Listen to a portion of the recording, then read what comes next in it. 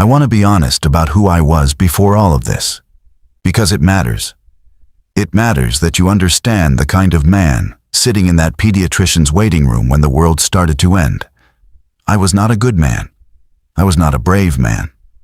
I was a pharmaceutical sales representative for Alden Marsh, which meant I was a professional liar with a company car and a talent for reading people's faces just long enough to tell them exactly what they needed to hear.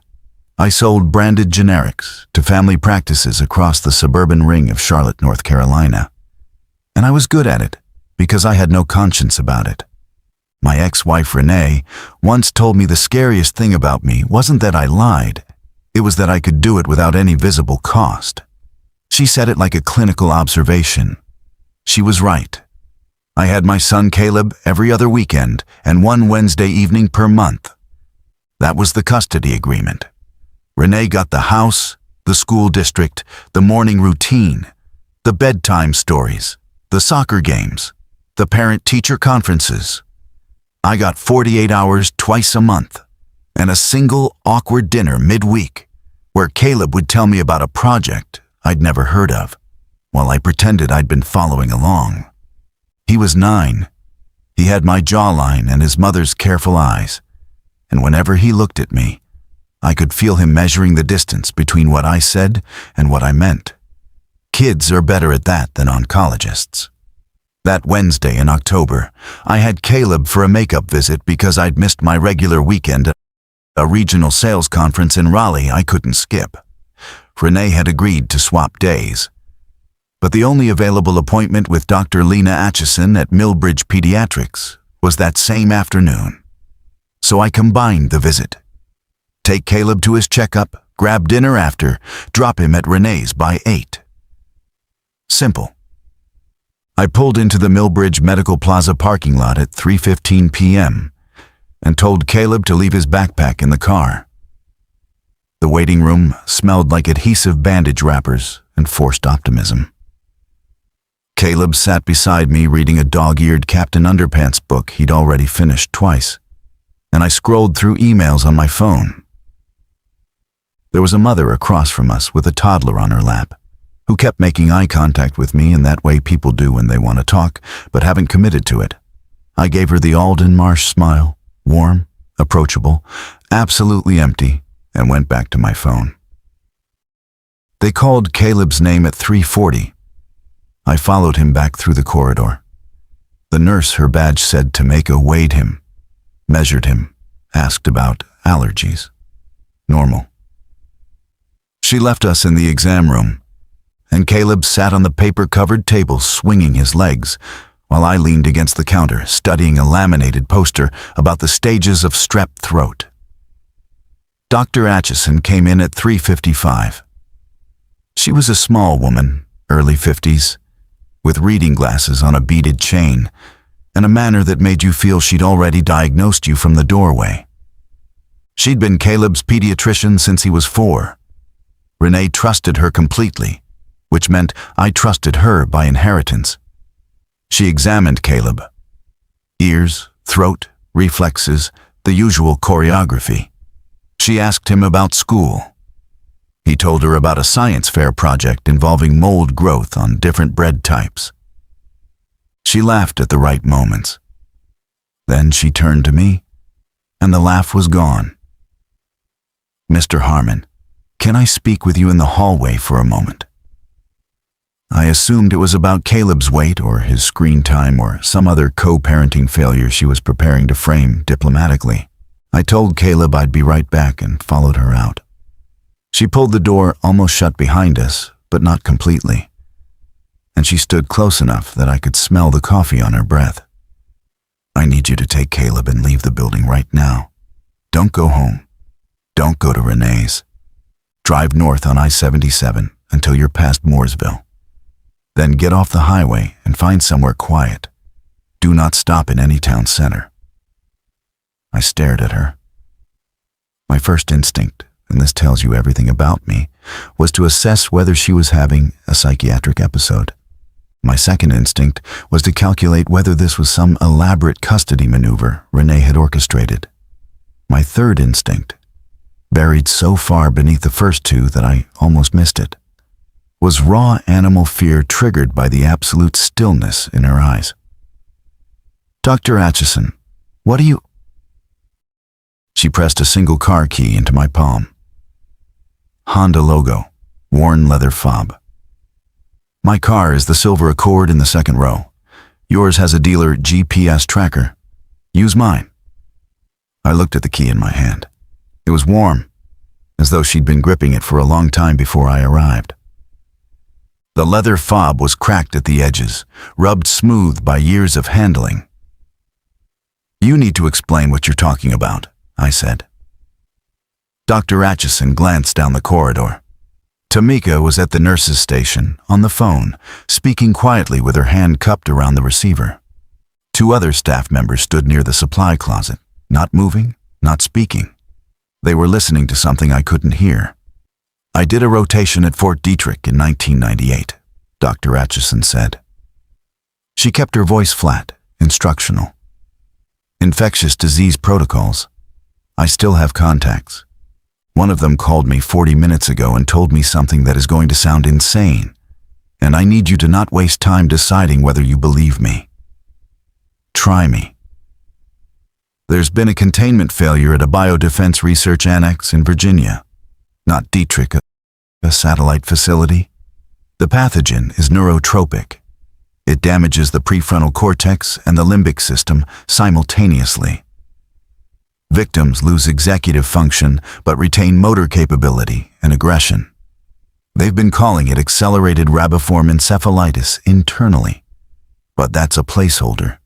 It spreads through fluid contact. Bites, mostly.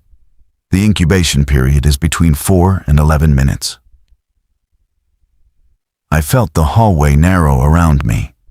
Not because I believed her not yet, but because of the way she was saying it. Dr. Lena Acheson, who had treated my son's ear infections and talked Renee through his night terrors, was standing in front of me speaking like someone reading coordinates into a black box recorder. "How far has it spread?" I asked. My contact said the initial breach was contained, but 3 secondary cases reached a Greyhound terminal in Richmond 6 hours ago. That's the last update I received. He stopped answering after that. 6 hours. That's enough time for— Yes. I looked back through the gap in the door. Caleb was still on the table, turning pages, completely unaware. "Why are you telling me this instead of calling the police?" She took off her glasses and folded them into her coat pocket. "Because I already called." The line routed to an automated message I've never heard before. "A federal preemption hold." That means the response has been centralized and local emergency services have been deprioritized. When that happens, Mr. Harmon, it means the situation is already beyond regional containment, and they're managing information flow before they manage bodies. Tamika hung up the phone. She looked at Dr. Acheson with an expression I recognized from sales calls, the look of someone who has received instructions they don't want to follow. Dr. Acheson gave her a small nod. "Caleb's school lets out at 3:30, I said. He was already with me. "I know. That's why I'm giving you the key. Other parents won't be as lucky. Millbridge Elementary is 4 blocks from here. Within the hour, every parent in this zip code will be driving toward that school. The roads will be impassable." "You're telling me to run." "I'm telling you that you have a window and it's closing." I should have argued more. I should have demanded proof, pulled out my phone, checked the news. But I'd spent 15 years reading people for a living. Reading the micro-expressions that telegraphed whether a doctor was going to write the prescription or push back, whether a purchasing manager was bluffing about a competitor's bid, whether my wife was about to cry or about to leave. And everything in Dr. Acheson's face said she had already moved past the stage of fear into the stage of triage. She was not asking me to believe her. She was selecting who to spend her remaining credibility on. And she had chosen my son. I went back into the exam room. Caleb looked up. "Are we done?" "We're done, buddy. Grab your jacket." "Is something wrong?" "No." The lie came out clean, automatic, frictionless. The Alden Marsh smile, the empty warmth. "Change of plans. We're going to take a little drive." He slid off the table. I helped him into his jacket and walked him down the corridor. "Doctor." Acheson was waiting at the back exit, not the main entrance, the service door that opened into the staff parking area behind the building. She held it open. Silver Accord, second row, near the dumpster enclosure. "What about you?" I asked. She looked at me the way she'd looked at Caleb earlier, when he described his mold experiment with patient attention and complete clarity. "I have 19 patients this afternoon, Mr. Harmon. I'm going to make as many calls as I can." I took Caleb's hand and walked through the door. The Silver Accord started on the first try. I adjusted the mirrors, pulled the seat forward. Dr. Acheson was shorter than me, and turned the key over in the ignition while Caleb buckled himself in the back seat. He hadn't asked about the different car yet. Kids absorb strangeness faster than adults. They haven't learned to interrogate every deviation from routine. I backed out of the space and pulled onto Millbridge Parkway, heading north. The traffic was normal. Strip malls, a Chick-fil-A drive-through line wrapping around the building, a landscaping truck turning into a subdivision. The sun sat low and orange behind a haze of autumn cloud cover. Everything was still operating under the old rules. I made it half a mile before I pulled into a gas station parking lot and took out my phone. 23 unread emails, all work. No alerts, no emergency notifications. I opened the browser and searched Containment Failure Virginia and got nothing. I searched Richmond Greyhound Terminal Incident and found a 3-hour-old local news brief about a bus delay attributed to a police investigation. No details. I searched Biodefense Breach and got archived articles from 2019 about budget audits. I sat there with the engine running and my son reading in the back seat and tried to figure out whether I'd just been handed the most important 15 minutes of my life or whether I'd stolen a pediatrician's car during a psychotic episode. Then I called Renee. She picked up on the second ring. "You're early. Is the appointment done?" "Yeah. Listen, I need to ask you something, and I need you not to react until I've finished." A pause. The kind of pause that meant she was deciding whether to engage or shut me down. "Go ahead. Has anyone contacted you today about an emergency? Any kind of federal alert? Anything unusual?" "No. Why? What happened?" "Dr. Acheson told me to take Caleb and leave. She said there's been some kind of biological containment failure in Virginia and it's spreading. She gave me her car and told me to drive north." Silence, then. "She gave you her car?" "Her keys? Yes." "David, that doesn't make any sense." "I know. Is this one of your—" "I'm not making this up, Renee. I'm sitting in a Sunoco parking lot off Millbridge Parkway in a silver Honda Accord that belongs to my son's pediatrician, and I don't know what to do." I heard her breathing shift. She was processing. Renee was a data analyst for a healthcare logistics firm. She processed before she reacted. It was the thing that had attracted me to her, and the thing that had eventually made me feel invisible. "Turn on the radio," she said. I did. FM scan. 3 stations played music. 1 played a syndicated talk show. 1 WFAE, the NPR affiliate, was in the middle of what sounded like a normal afternoon segment. But as I listened, the host's cadence was slightly off. There was a quality to it that I recognized from my own work. The sound of someone reading a script they hadn't written. Maintaining calm because the alternative had been forbidden. urge residents to follow standard preparedness guidelines and avoid unnecessary travel in the greater Richmond metropolitan area until further notice. Again, this is a precautionary advisory issued in coordination with... Did you hear that? I said. I'm looking it up now. I heard her typing. There's nothing on the major news sites. Wait, there's a FEMA advisory on the .gov portal. Localized public health event. Shelter-in-place recommendation for the Richmond-Petersburg corridor. David, that's 150 miles from here. She said it reached a bus terminal 6 hours ago. More typing. Then she stopped. Okay, I want you to bring Caleb home. She told me not to go to your house. She said the roads near the school would be... David. Her voice hardened. Bring my son home.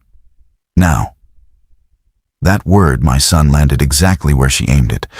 The custody agreement, the Wednesday visits, the every other weekend schedule. The entire architecture of my reduced fatherhood compressed into 2 syllables. My son. The possessive case as a legal instrument. I looked in the rearview mirror. Caleb had put down his book and was watching me. He'd been listening. Dad, is something happening? I covered the phone. Just talking to Mom about dinner plans. He didn't believe me. I could see it in his face, the careful measurement, the inherited precision. He was 9, and he already knew what a lie looked like because he'd grown up watching an expert. I uncovered the phone. I'll call you back in 20 minutes. I hung up before she could respond. I drove north on Millbridge Parkway instead of turning east toward Renee's subdivision. I told myself I was following Dr. Acheson's instructions as a precaution that I'd reassess in 10 minutes, check the news again, and probably circle back feeling foolish. The pharmaceutical rep's gift for self-narration. I could frame anything as reasonable while doing exactly what instinct demanded. Caleb accepted the detour without protest. He'd learned, through 3 years of divorced parenting, that plans shifted without warning. Dad's apartment instead of Mom's house. A different restaurant than promised. A birthday present that arrived a week late with a story attached.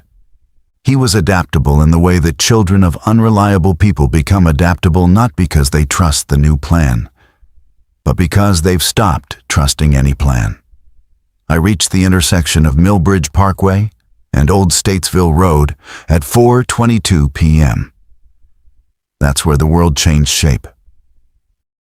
3 pickup trucks were parked nose to tail across the northbound lane, not abandoned, positioned. A man in a reflective orange vest stood in front of the center truck holding a rifle at port arms. 2 other men flanked the barrier on either side. One had a baseball bat. The other had a handgun in a belt holster, his hand resting on it with practiced ease. Behind them, I could see more vehicles. A minivan, a Jeep Cherokee, an older Suburban with a Blue Lives Matter sticker on the bumper. They'd created a checkpoint, not a police checkpoint, a neighborhood checkpoint. The orange vest was the kind you'd buy at Home Depot. The barricade had been erected by civilians within the last hour. I slowed to a stop. The man in the orange vest approached my window. He was mid-50s, thick-necked, sun-damaged skin, the kind of man I'd sold to 100 times, a mid-level practice manager or a retired contractor who coached youth football. I knew his psychological profile before he opened his mouth. Roads closed past this point, he said. He looked into the back seat. Saw Caleb. His expression shifted fractionally, softer, but not softer enough. You live in Lakeshore? Lakeshore was the subdivision beyond the intersection. Gated community, golf course, HOA fees that exceeded my car payment. I did not live in Lakeshore. We're just trying to get up to my sister's place in Mooresville, I said. What's going on? There's been some kind of situation. We're keeping the road clear for residents only. You'll need to turn around and find another route. What kind of situation? He leaned closer. His breath smelled like wintergreen chewing tobacco. You listen to the radio? I caught something about a health advisory. It's more than that. My brother-in-law works for the Iredell County Sheriff's Office. He called me 40 minutes ago and said that they'd been told to set up roadblocks on I-77 at exit 28, but they didn't have enough units. Said the National Guard's been activated, but they're staging in Concord. That leaves a gap. We're filling it. I processed this. Civilians establishing territorial perimeters based on second-hand law enforcement intelligence. The speed of it stunned me, not the impulse, but the organization. These men had trucks, vests, a plan, and firearms within an hour of the first advisory. This wasn't panic. This was a rehearsed response to an imagined scenario that had suddenly become real. I understand, I said. I appreciate what you're doing, but I've got my son in the car and I just need to get north. Is there any way? Turn around and take Highway 21. It'll loop you up past Davidson. That's not our area. Behind me, another car had pulled up. A woman in a white Kia, alone, her face rigid with confusion. The man with the baseball bat was already walking toward her. I looked at the barrier. 3 trucks, at least 5 armed men, and a community that had decided its borders were now physical. There was no arguing through this, not honestly. But I was not an honest man. Hey, I hear you, I said. I dropped my voice to the register I used with skeptical physicians. Conspiratorial, collegial. Between us, my sister's husband is Greg Peterson. He's on the Lakeshore HOA board.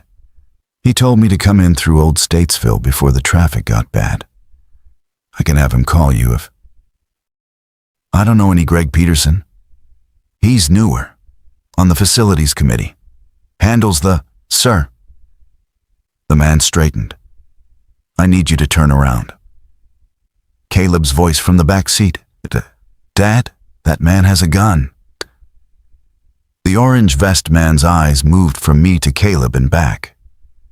I felt the calculation collapse. The lie hadn't worked, not because it was bad, but because it didn't matter. These men weren't checking credentials. They were holding a line. I turned the car around. I took Highway 21 as instructed. The road ran parallel to I-77 through a stretch of office parks and warehouse districts that thinned into semi-rural land north of the Iredell County line. Traffic was moderate heavier than a typical Wednesday afternoon, but not gridlocked. People were moving, though. I could feel it in the way the cars around me drove. Slightly too fast, slightly too close. The collective unconscious of a commuter population that had received a signal without fully understanding its meaning. Caleb had gone quiet. He'd put his book down and was staring out the window with an expression I'd seen once before the afternoon I'd moved my last box out of the house on Thornberry Lane, while Renee stood in the kitchen doorway and didn't say goodbye. That look, a child absorbing a new shape of reality without the language to protest it. Caleb, I need to tell you something. I know something's wrong, Dad. You don't have to pretend. The simplicity of it cracked something in my chest, not because it was sad, because it was efficient. He'd bypassed every layer of my performance and arrived at the truth in 6 words. Renee's precision, my recognition of evasion. Something is happening, I said. I don't understand all of it yet. Dr. Acheson thinks there might be a health emergency, like a disease that's spreading from another state. She wanted us to get away from town as a precaution. Is Mom okay? Mom is fine. She's at home. I talked to her 20 minutes ago. Are we going to get her? The question hung in the car like a verdict. I should have said yes. Any decent father would have said yes and meant it. But I was running north because a woman I trusted more than I trusted my own instincts had told me to. And turning back toward Renee's subdivision meant driving into exactly the kind of population density Dr. Acheson had warned me about.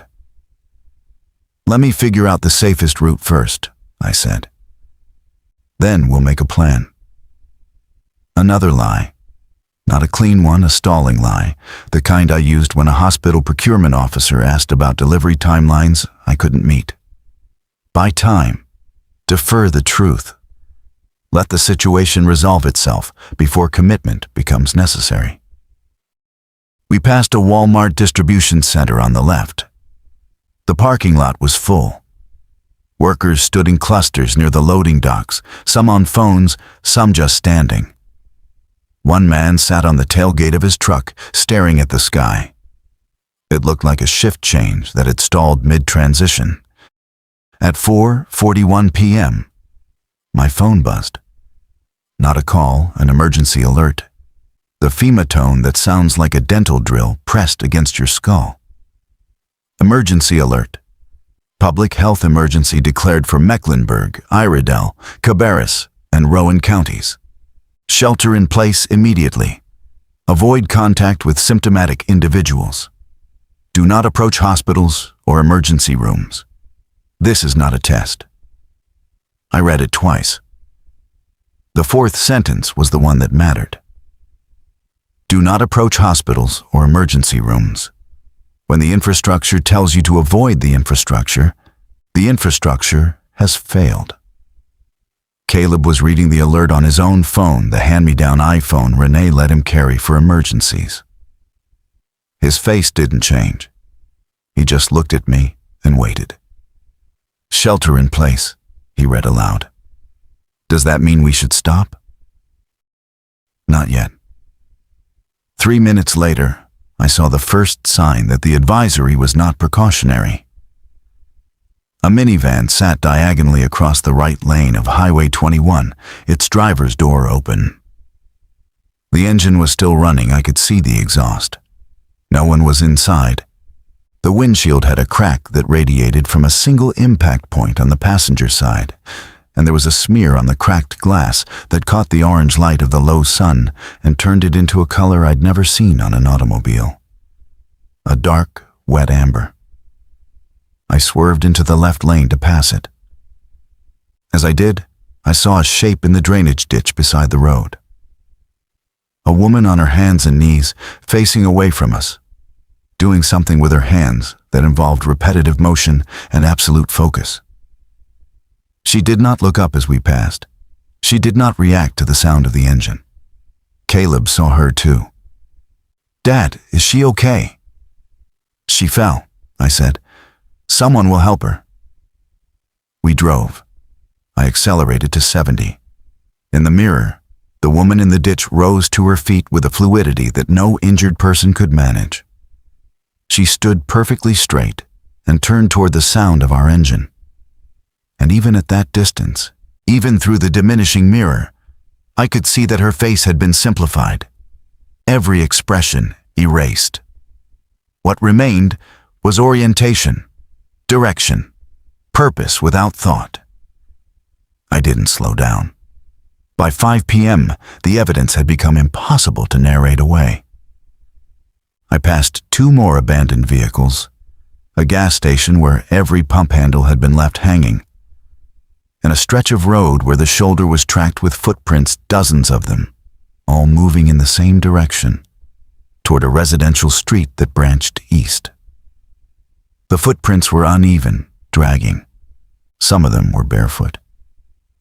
I took a left onto County Road 1440, a 2-lane farm road that cut northwest through tobacco land and horse pasture. I chose it because it was empty.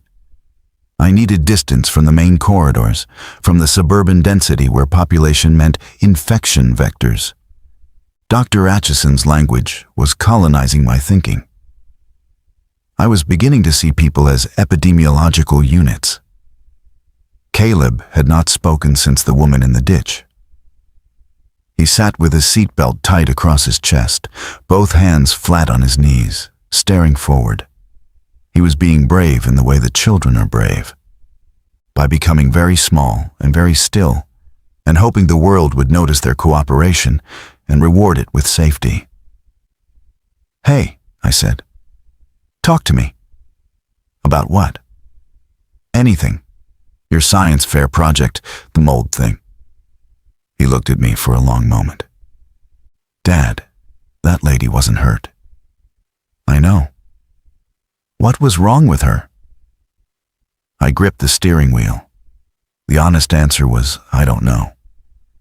The fuller honest answer was that her movements had matched what Dr. Acheson described. Motor capability without executive function. Aggression without cognition. A body operating on a stripped-down operating system. "She was sick," I said. "The disease Dr. Acheson warned us about. It affects people's brains. It makes them act differently." "Like zombies?" I almost laughed. Not because it was funny, but because my 9-year-old had arrived at the accurate cultural analogy faster than I had. I was still trying to frame it in clinical terms. He'd gone straight to the reference library every kid his age maintained. "I don't think they're dead," I said. "But yes, something like that."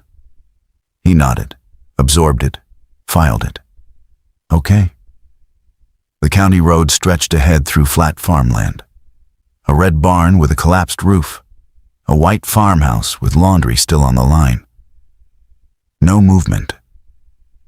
The sky had taken on the deep amber of late afternoon, and the shadows of fence posts stretched long and thin across the road like the bars of a cage laid sideways. My phone rang. Renee. "David, where are you?" "County Road 1440, heading northwest. Did you see the FEMA alert?" "I saw it. I tried calling 911. It rings and then disconnects.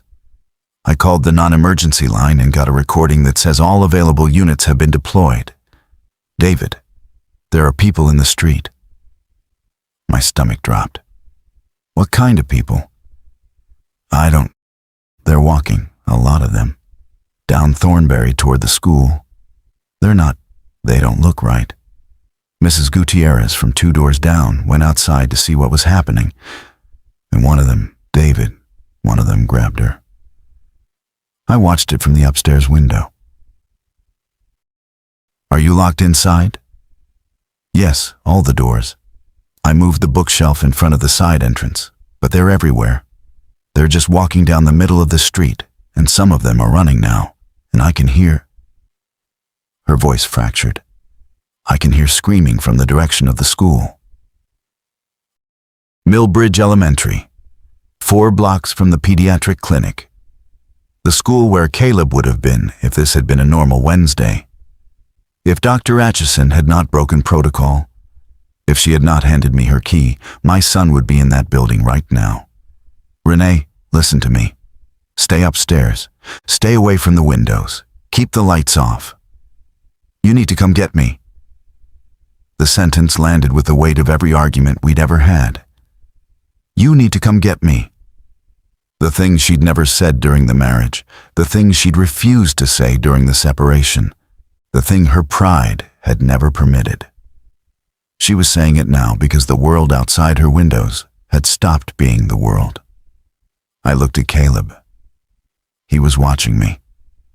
He'd heard every word through the phone speaker. I'd forgotten to take it off speaker mode. "Mom," he said, loud enough for her to hear. "Baby?" Her voice broke completely. "Baby, are you okay?" "I'm with Dad. We're safe." I took the phone off speaker and held it to my ear. "I'm gonna figure out a route. Stay hidden. I'll call you back."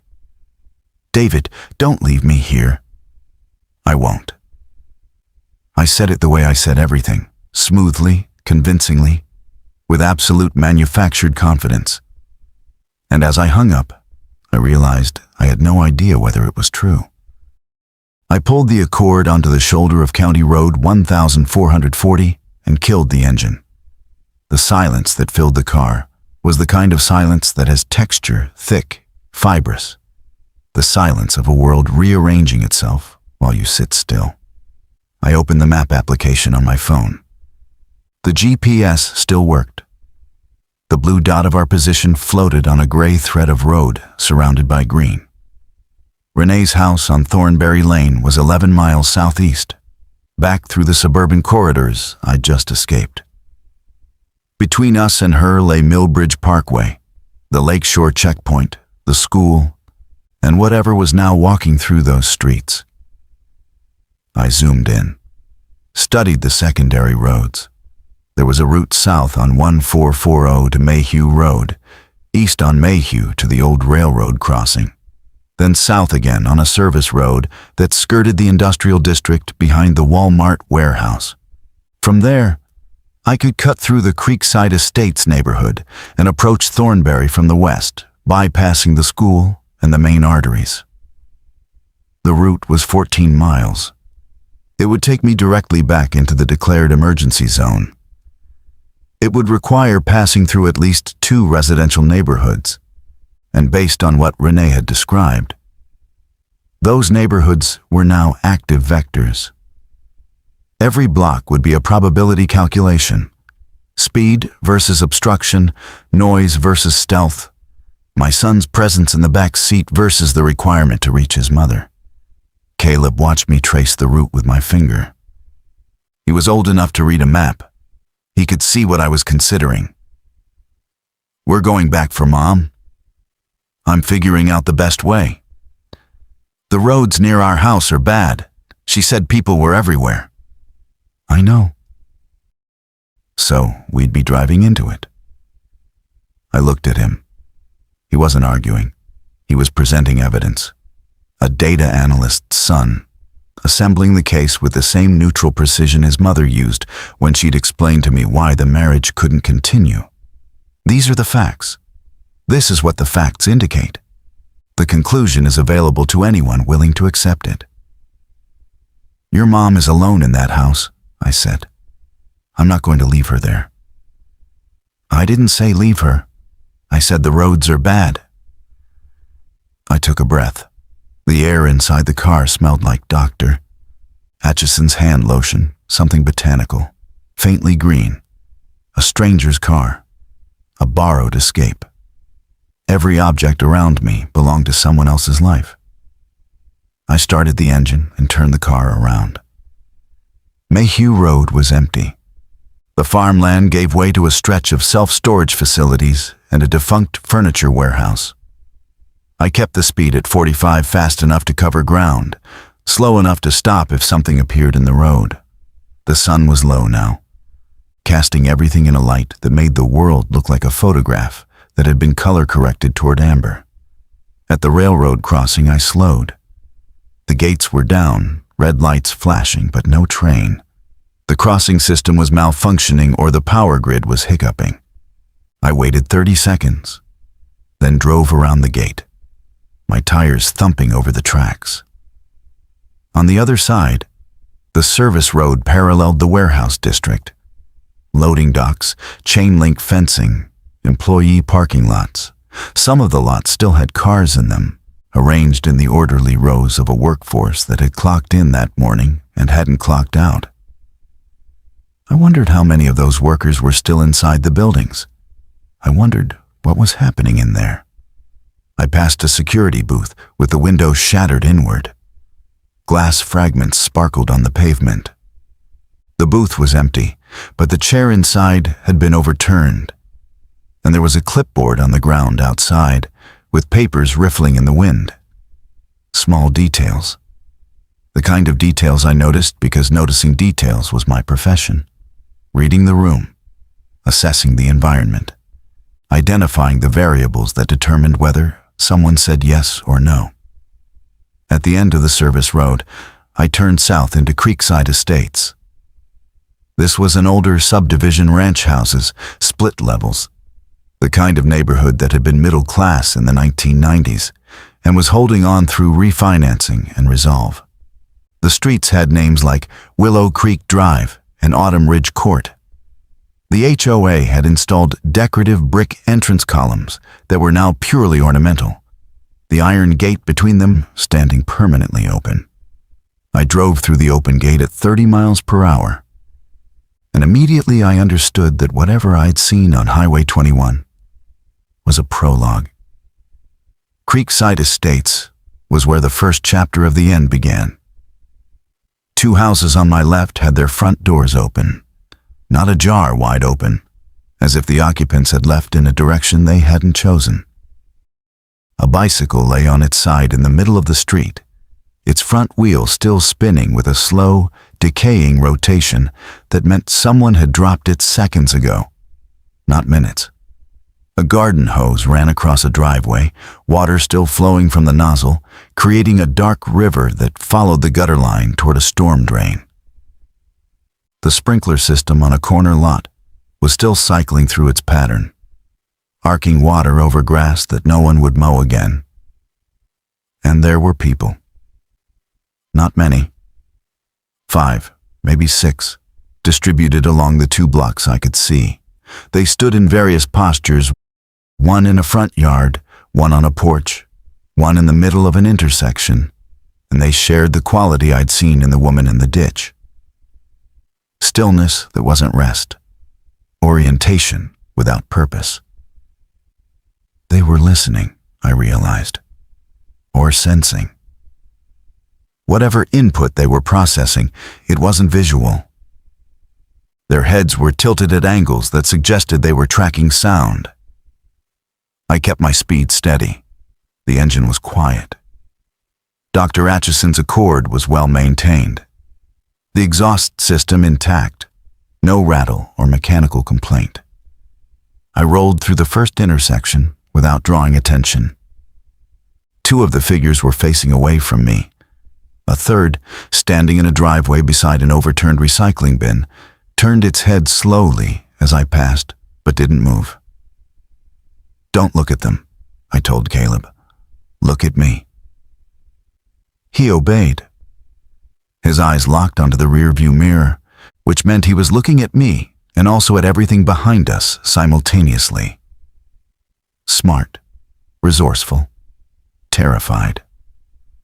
I turned right onto Brookstone Drive, which connected to a pedestrian path that ran behind the elementary school athletic fields and intersected with Thornberry Lane 2 blocks west of Renee's house. The path was too narrow for a car, but there was a maintenance access point where the path met the street, a gap in the curbing wide enough for a riding mower. I'd noticed it during one of Caleb's soccer games 6 months ago. The pharmaceutical rep's eye for detail, repurposed for survival geography. Brookstone Drive was worse. A car had collided with a fire hydrant at the corner, and water jetted upward in a plume that caught the late sun and scattered it into 1,000 orange fragments. The driver was still in the seat. I could see the silhouette through the cracked windshield. It was moving small, repetitive movements, head and shoulders rocking forward and back, forward and back. The seatbelt was holding it in place. I drove past. The water from the hydrant ran across the road in a sheet, and my tires cut through it with a hiss that seemed impossibly loud. 2 of the figures I'd passed on the previous street were now behind me, walking, not running, walking in the direction of the sound. "They heard us," Caleb said. "We're fine. We're faster than they are. Some of them run. Mom said some of them were running." He was right. Renee had said that. I'd heard it and filed it away, because at the time I was focused on logistics, on routes and distances, on the problem-solving layers, so that kept me from processing what was actually happening. I reached the maintenance access point. The gap in the curbing was there, just as I remembered. But a row of orange traffic cones had been placed across it, someone from the Parks Department, hours or days ago, blocking vehicle access for a routine reason that no longer existed. I drove over the cones. They crumpled under the bumper with hollow plastic pops. The pedestrian path was paved but narrow, barely wider than the Accord. Hedges scraped both sides of the car. Branches clawed at the windows. Caleb pulled his arms in from the armrests. The path ran straight for 200 yards, then curved left around a retention pond before meeting Thornberry Lane. I came around the curve and stopped. 3 figures stood in the path. 2 adults and what had been a teenager. They were facing me, and they were already moving, not walking, not running, but something between. A directed stride that accelerated as it found its rhythm. Their arms were at their sides, and their mouths were open. And the sound they made was not screaming and not moaning, but a rapid, rhythmic exhalation, like bellows being pumped by something mechanical. A breathing that served no biological purpose except to project presence. I honked the horn. A reflex. Stupid. The sound split the air, and every figure within earshot pivoted toward us. "Hold on," I said, and pressed the accelerator. The Accord surged forward. The 3 figures didn't scatter. They didn't flinch. I swerved right, clipping the hedge, and the car shuddered over the curb and onto the grass beside the retention pond. The tires spun on the wet earth, caught, and we lurched forward past the figures close enough that one of them slammed a palm against the rear window with a sound like a gunshot. Caleb screamed. The path met Thornberry Lane at a T-intersection beside a mailbox cluster and a decorative neighborhood sign. I turned left, hard, and the Accord's tires shrieked on the pavement. 2 blocks. Renee's house was 2 blocks east. I could see the roofline of the Hendersons' house on the corner. The one with the oversized American flag that Renee had always said was compensating for something. The street was not empty, but it was navigable. The figures here were fewer, more scattered, some standing motionless in yards, some circling in tight patterns near front doors as if they'd forgotten how hinges worked. I drove down the center of the road at 40 miles per hour, weaving once to avoid a figure that stepped off a curb into my path, with the blind confidence of someone who'd never considered that cars existed. Renee's house was the 4th on the left past the Henderson corner. A 2-story colonial with green shutters and a Japanese maple in the front yard that she'd planted the spring after I moved out. The driveway was empty. Her car was in the garage. The front door was closed. The upstairs windows were dark. I pulled into the driveway and honked twice. The pattern we'd used when I picked Caleb up for visits. 2 short taps to say, "I'm here, nothing." "Stay in the car," I told Caleb. "Lock the doors when I get out. Don't open them for anyone except me or your mother." "Dad." "Lock the doors, Caleb." I got out. The neighborhood sounds were wrong. No lawnmowers, no dogs, no kids on bikes. Instead, the distant percussion of breaking glass. A car alarm cycling through its tones 3 streets over. And underneath it all, that rhythmic exhalation from multiple sources, a chorus of purposeless breathing that came from everywhere and nowhere. I went to the front door and tried the handle. Locked. I knocked. "Renee, it's David. Open up." No response. I moved to the side of the house. The gate to the backyard was latched. I reached over and unhooked it, stepping through into the fenced rectangle of grass where Caleb had learned of our throw a spiral. The back door, a sliding glass panel, was closed, but through it, I could see the bookshelf she'd mentioned, shoved against the interior side door. The kitchen beyond was dark. I tapped on the glass. "Renee, it's me. I'm at the back door." A shadow moved on the stairs, then footsteps. She appeared in the kitchen doorway, and even through the glass, even in the diminished light, I could see that the last 90 minutes had aged her. Her face was drawn tight, her eyes raw, her hands shaking as she unlatched the sliding door. "Where's Caleb?" In the car, out front. She pushed past me without speaking and ran around the side of the house. I followed. By the time I reached the driveway, she had Caleb out of the back seat and pressed against her chest with both arms wrapped around him so tightly that his feet left the ground. He buried his face in her neck and made a sound that I'd never heard him make, a single, cracked syllable that contained everything he'd been holding since the drainage ditch. "We need to go," I said. "Right now. Grab whatever you can carry in 2 minutes." Renee looked at me over Caleb's head. "I packed a bag when you called. It's by the front door." "Water?" "6 bottles and the Brita pitcher." "Medicine?" "Caleb's inhaler, ibuprofen, the first aid kit from under the bathroom sink." She'd prepared. While I was driving in circles, she'd prepared. The data analyst processing the variables, generating a response plan. We went inside. Her bag was a hiking backpack, the one from our trip to Pisgah Forest the year before the divorce. It sat by the front door, fully packed, straps tightened. Beside it was a smaller drawstring bag that I recognized as Caleb's. She'd packed one for him too.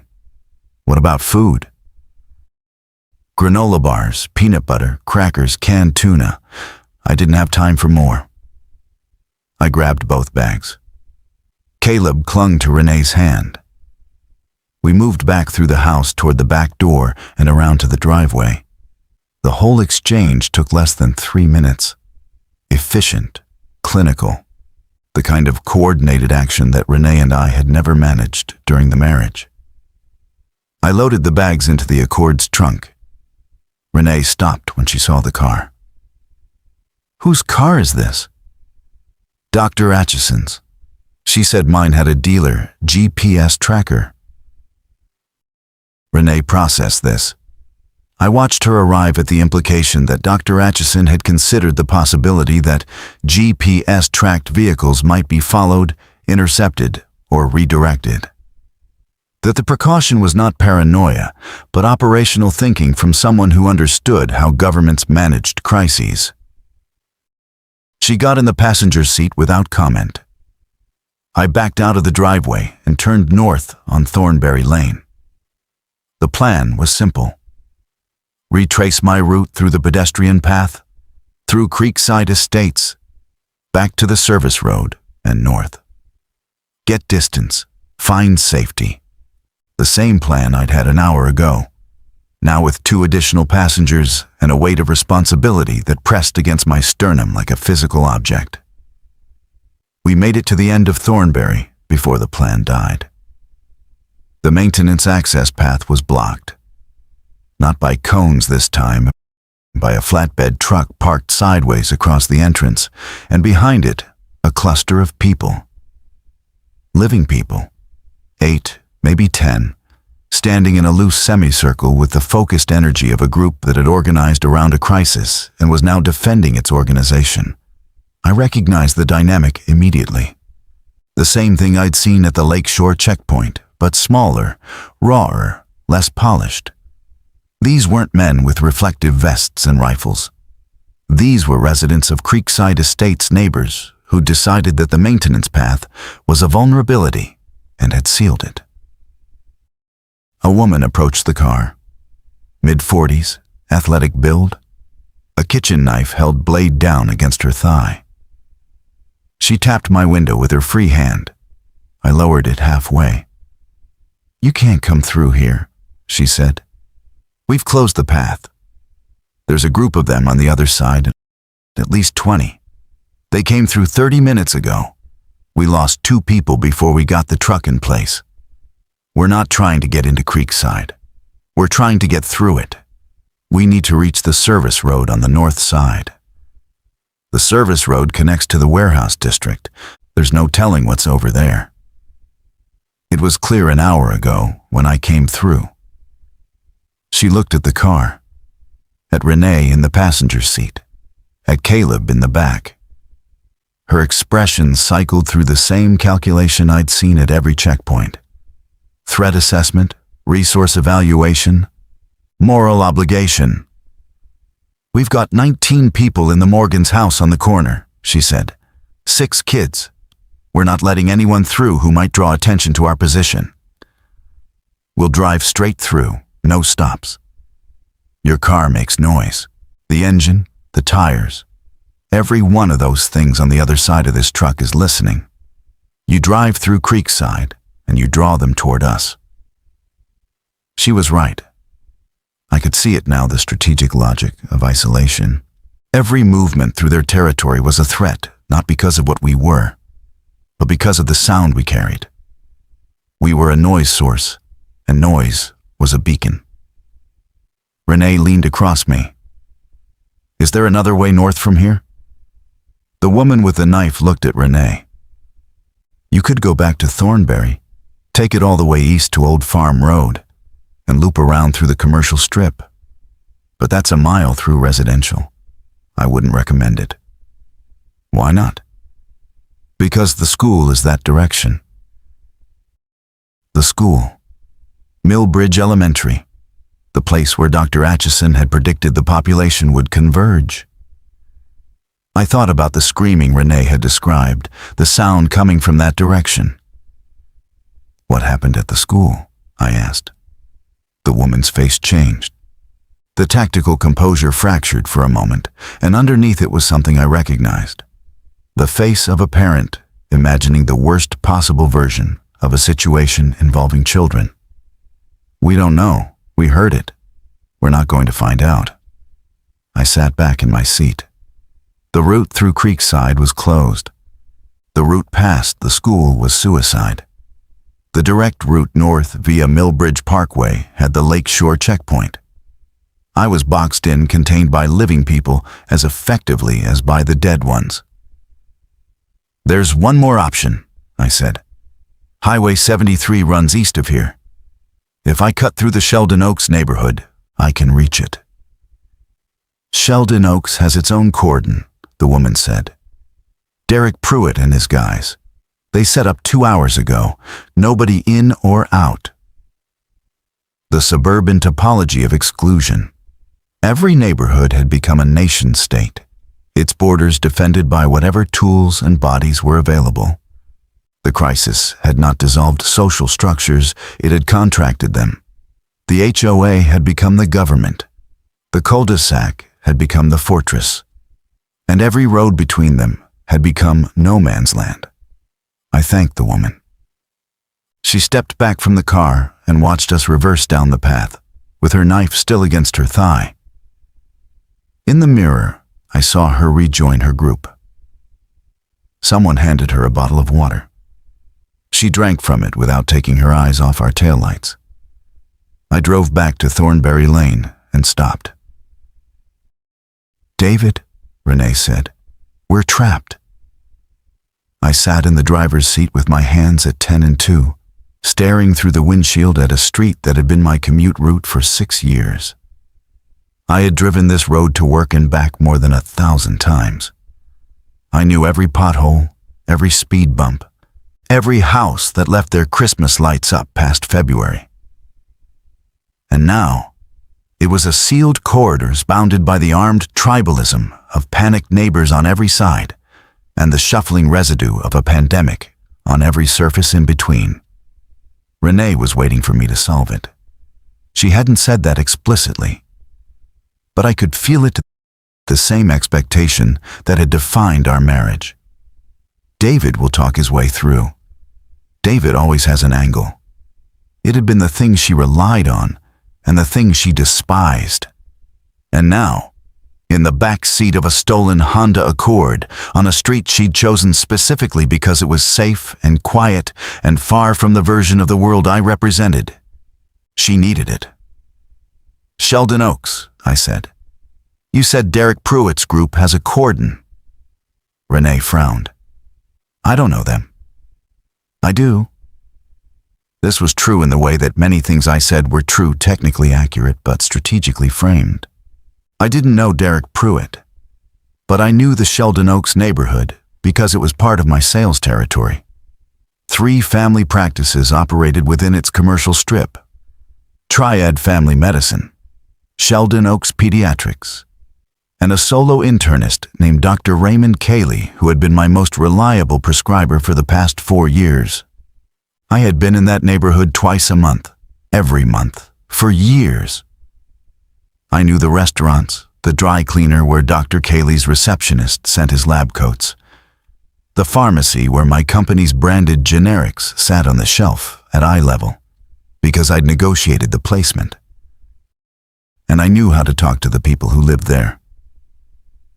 "Here's what I'm going to do," I said. "I'm going to drive to the Sheldon Oaks cordon. I'm going to tell them that Dr. Cayley sent me, that he called me as a professional contact and asked me to bring medical supplies through. I've got sample cases in No, those are in my car." "Which is at the pediatric office," Renee said. "Right." I recalculated. "It doesn't matter. The supplies are the pretext. What matters is the name. Derek Pruitt's group will know Dr. Cayley. He's been the neighborhood doctor for 20 years. If I drop his name with enough specificity, his office address, his receptionist's name, his wife's name, the charity golf tournament he runs every spring, they'll believe I'm connected." And then what? Then we drive through Sheldon Oaks to Highway 73, and from there north.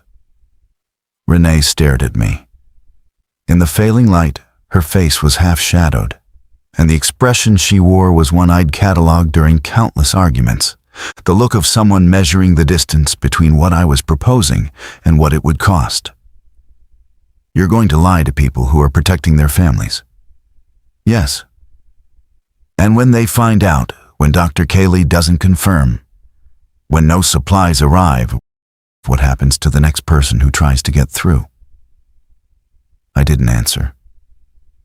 I didn't answer because I'd already thought about it, and the answer was, the next person would be refused. Possibly at gunpoint. My lie would close the road behind me as surely as a physical barricade. Every false story I told would reduce the credibility available to every truthful person who followed. Caleb's voice from the back seat. "Dad, don't lie to them."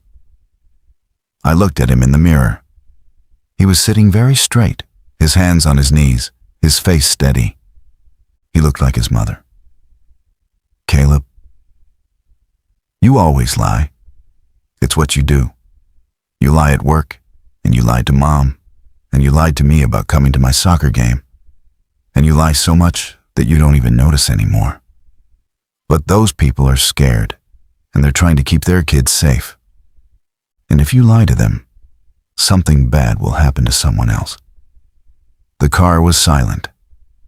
I could hear the distant car alarm, still cycling, could hear the wet hiss of the broken fire hydrant 2 streets over, could hear the arrhythmic breathing of things that used to be neighbors moving through the dark.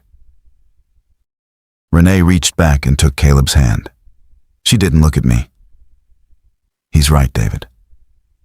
I sat there. The dashboard clock read 5:47 p.m. The sun was almost gone. "I know he's right," I said. "That's never been the relevant variable." I drove to the Sheldon Oaks cordon. Derek Pruitt's blockade was more substantial than the lakeshore one. 2 SUVs and a construction dumpster formed a wall across Sheldon Oaks Boulevard, and behind it, at least a dozen people had arranged themselves in shifts, some armed, some not, all watchful. A generator hummed behind the dumpster, powering a pair of construction floodlights that cast the street in a harsh white glare. They'd set up in the parking lot of a dental office, using the building as a backstop. I pulled up and stopped. A man approached, not Pruitt, someone younger, with a beard and a Carhartt jacket. He carried a shotgun with the barrel pointed down. "Road's closed. Turn around." I could feel it building in my chest, the script, the name drops, the confident cadence. "Dr. Cayley sent me. I've got medical contacts." The words were already forming, pre-assembled by 15 years of professional deception, ready to deploy. All I had to do was open my mouth and let the machinery run. Caleb was watching me in the mirror. "My name is David Harmon," I said. "I'm not from this neighborhood. I don't have any supplies. My son's pediatrician warned us to leave, and we've been driving since 4 o'clock trying to get north. My ex-wife is in the car. My son is in the back seat. We're not armed, we're not sick, and I'm not going to tell you a story to get through. I'm asking." The bearded man studied me. He looked at the car, at Renee, at Caleb. He looked at the Accord's license plate and at the medical parking sticker on the windshield, Dr. Acheson staff permit for the Millbridge Medical Plaza. "That a doctor's car?" "My son's pediatrician. She gave me her keys and told me to run." He thought about this. Then he turned and called over his shoulder, "Derek." A heavy-set man in his 60s emerged from behind the dumpster. He walked with the deliberate pace of someone who'd been in charge of things for most of his life, a retired foreman maybe, or a deacon. He reached the car and leaned down to my window level. "Where are you headed?" "North. Mooresville, or wherever the roads are open." "Roads aren't open anywhere I've heard of.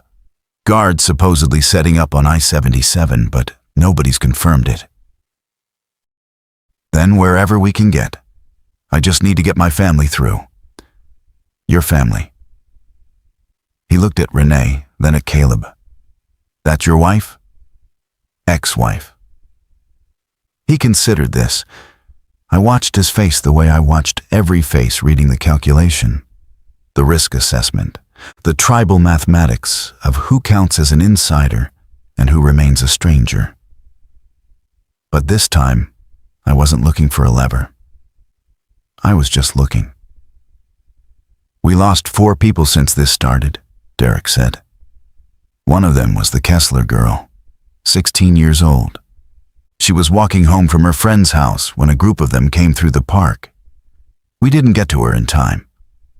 He was telling me this for a reason, not to generate sympathy, to establish the stakes, to make clear that opening the barrier wasn't a theoretical exercise. Every person who passed through was a potential vector, a noise source, a complication." "I understand," I said. "I can't give you anything except my word that will drive straight through and not stop." "Your word?" Derek Pruitt smiled faintly. It was not a warm smile. "What do you do for a living, David?"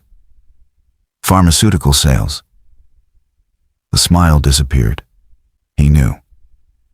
Not specifically, he didn't know about Alden Marsh or my territory or my methods, but he knew the type. Everyone did.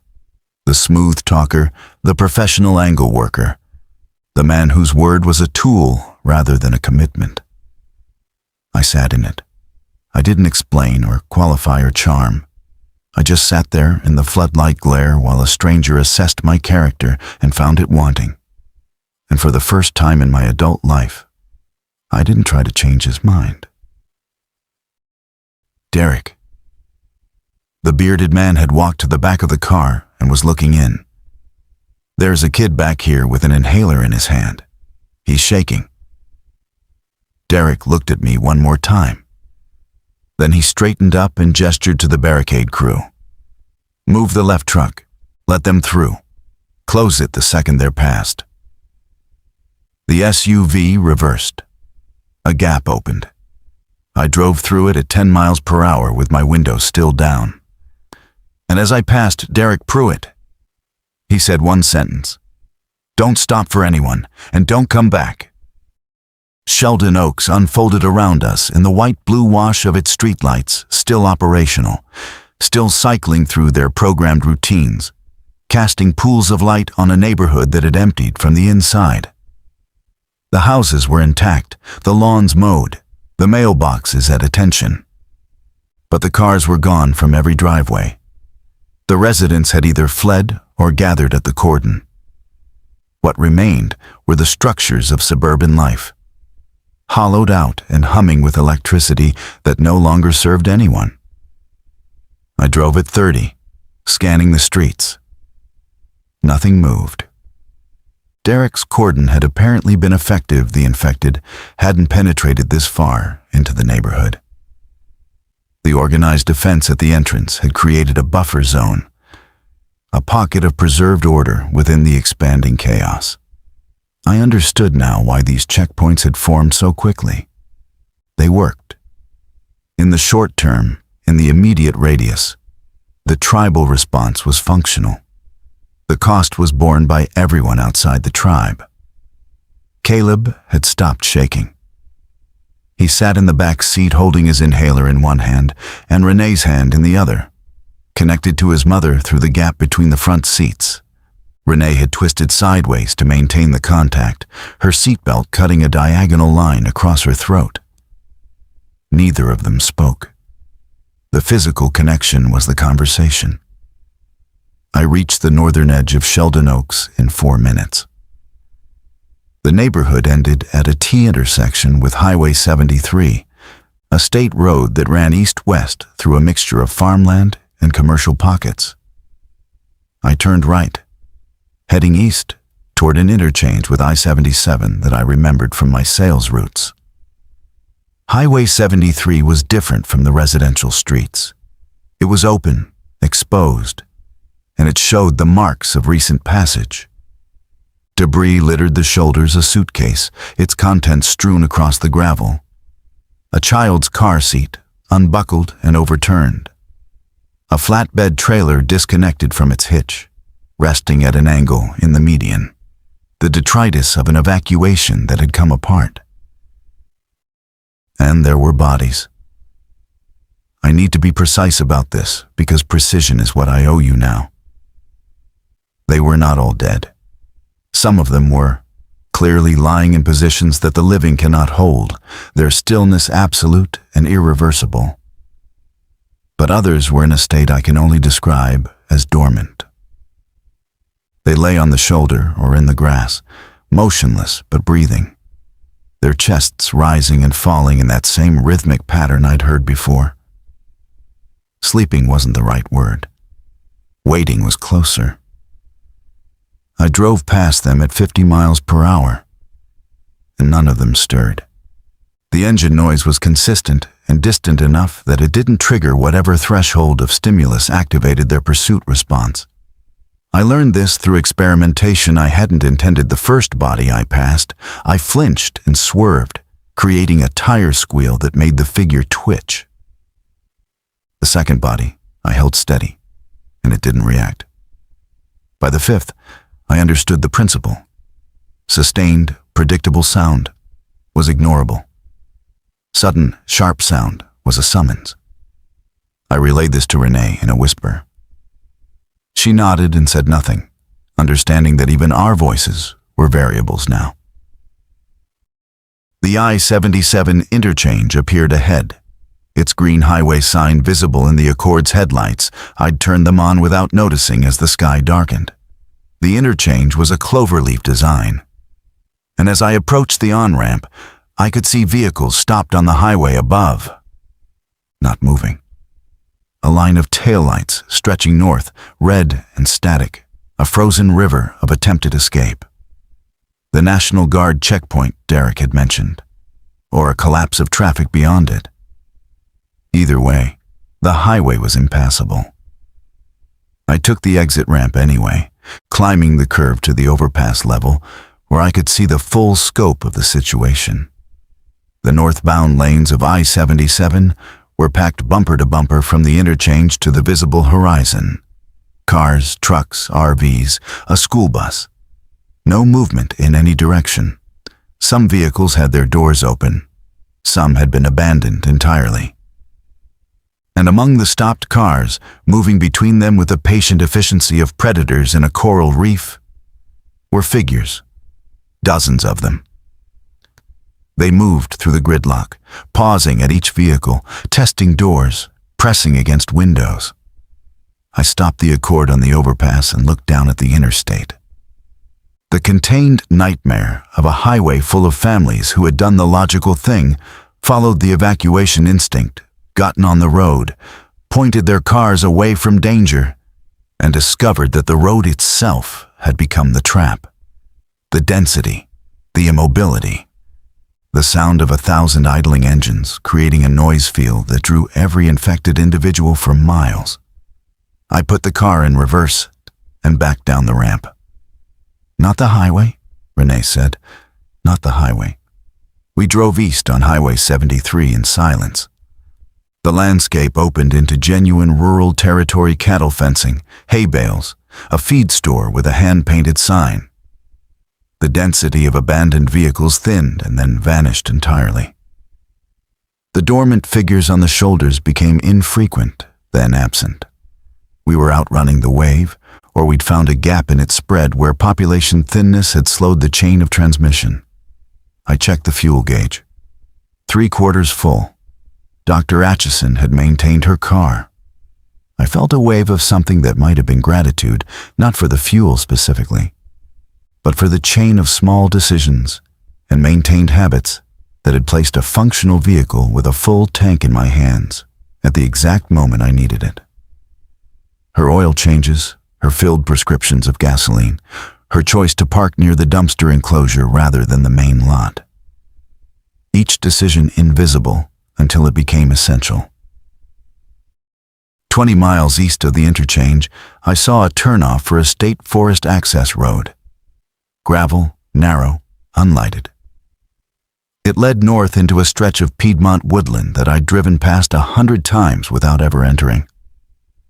A sign read, "Lake Norman State Forest Day Use Area, 4 miles. I took it. The gravel road climbed gently through loblolly pines. The headlights illuminated a tunnel of trees, the trunks straight and close, the canopy blocking the last remnants of twilight. After 2 miles, the road forked. The left branch went to the day use area: picnic shelters, boat launch, the kinds of facilities that would attract people and therefore attract whatever followed people. The right branch was marked with a smaller sign: Maintenance access authorized vehicles only. I took the right branch. It ended in a clearing beside a corrugated metal maintenance shed. A water tank on a concrete pad. A stack of split firewood under a tarp. No other vehicles. No lights. No sound except the engine and the wind in the pines and the first crickets of evening. I turned off the engine. The silence was so complete that it felt like a change in air pressure. My ears rang with the absence of noise. "We'll stay here tonight," I said. "Reassess in the morning." Nobody argued. I got out and checked the maintenance shed. It was locked with a padlock, but the hasp was rusted and the screws loose. I pulled it off with my hands and opened the door. Inside, shelving stocked with herbicide jugs, a leaf blower, hand tools, a coil of rope, and critically a camping lantern with batteries. A Parks Department employee had left it here, probably for early morning work shifts. I switched it on. It cast a warm circle of yellow light that transformed the shed's interior from threatening to merely uncomfortable. I moved the car beside the shed, positioning it so the driver's side faced the access road. Escape route. Then I unpacked Renee's bags and set up what passed for a camp. The car as sleeping quarters, the shed as storage and shelter, the lantern as our only light source. Caleb helped. He carried the water bottles with careful, deliberate steps, placing each one on the shed's workbench as though arranging pieces on a board. We ate granola bars and peanut butter on crackers. The 3 of us sat on the tailgate of a decommissioned Parks truck that occupied one end of the clearing, our legs dangling, the lantern between us, the darkness of the forest pressed close. "I want to address something," I said. "What Caleb said in the car." Renee looked at me. Caleb stopped chewing. "You were right," I told him. "About the lying, about all of it. I would have lied to those people at the checkpoint, and it would have hurt someone. You stopped me." "You stopped yourself," Renee said. "He just told you what you already knew." "No," I shook my head. I didn't know it. I would have done it and called it survival and never looked back. That's who I've been. That's who I was at every sales call and every dinner table and every custody handoff. Caleb saw it clearly, and I need him to know that I heard him. Caleb set down his granola bar. Okay. That's it? Okay. What do you want me to say, Dad? You didn't lie. That's good. But we're still here, and it's dark, and there are sick people everywhere. I don't need you to feel bad about yourself. I need you to keep us safe. Renee's hand found mine on the truck's tailgate. Her fingers were cold. She squeezed once and let go. I took the first watch, sitting in the driver's seat of the Accord with the door cracked and the lantern off. Renee and Caleb slept in the back seat, her body curved around his in a posture of protection that predated language. I watched the access road and listened to the forest. The sounds were ordinary. Wind, insects, a distant owl. No rhythmic breathing, no shuffling. The infection wave, if it existed in this direction, hadn't reached the state forest. The population density here was zero. There was nothing to infect, no chain to continue. We'd fallen through a gap in the epidemiological map. My phone had a signal weak, 1 bar, but present. I opened the browser and searched for news. The results had changed. The FEMA advisory was now a declaration. The CDC had issued a bulletin using language I'd never seen in a public health communication. Neurological aggression syndrome. Avoid all physical contact with symptomatic individuals. Lethal force authorized for state and federal responders. The governor of Virginia had declared martial law. The governor of North Carolina had issued a state of emergency covering all 100 counties. There were videos. I watched one, silently, with the brightness turned down. Dashcam footage from a highway patrol vehicle, somewhere in Virginia. The officer had stopped to assist a vehicle with its hazard lights on. He approached the driver's side. The door opened. What came out of the car moved with the directed acceleration I'd seen on the pedestrian path. And the footage ended in a way that I closed the browser and set the phone face down on my knee. At 11:30 p.m., I heard an engine. It was distant on the main park road, not the maintenance branch. A vehicle moving slowly. Its headlights swept through the trees in a wide arc as it navigated a curve. And then it stopped. The engine idled for 30 seconds. Then it turned off. I waited. No doors opened. No footsteps. The vehicle sat on the road below us, invisible behind the tree line, its presence announced only by the cooling tick of its engine. Then a voice. A man's voice, calling out into the dark. Anybody here? We've got 2 kids. We're not sick. I looked at the back seat. Renee's eyes were open. She'd heard it too. We looked at each other in the dark, and the entire moral architecture of the day folded into this single moment. The Creekside Estates woman with the knife. The Lakeshore men in reflective vests. Derek Pruitt behind his dumpster barricade. Every checkpoint we'd passed, every closed door, every cordon that had treated us as a threat, and all of it had been this same decision, repeated by different people in different locations. Do you let the stranger in? They had let us through. Derek Pruitt had seen my son and made a choice. The bearded man with the shotgun had looked in the back seat and reported what he saw. A kid with an inhaler, shaking. That testimony had opened the gate. And now I was the one at the gate. David, Renee whispered. If they're infected, they're talking. The infected don't talk. You don't know that. You've known about this for 6 hours. She was right. I didn't know. The data set was insufficient for the conclusion I was drawing. But I remembered Dr. Acheson's description. Motor capability without executive function. The infected retained movement and aggression, but lost higher cognition. Speech structured, purposeful, socially directed speech seemed incompatible with that profile. Seemed. A word that carries the weight of a life or death decision when spoken in the dark. I got out of the car. I took the flashlight from the maintenance shed and walked down the access road toward the main branch. The trees closed around me. The gravel crunched under my feet. Every step was a decision to keep walking. At the fork, I saw them. A station wagon, older model, packed with belongings. A man stood beside it, tall, thin, wearing a paramedic's uniform.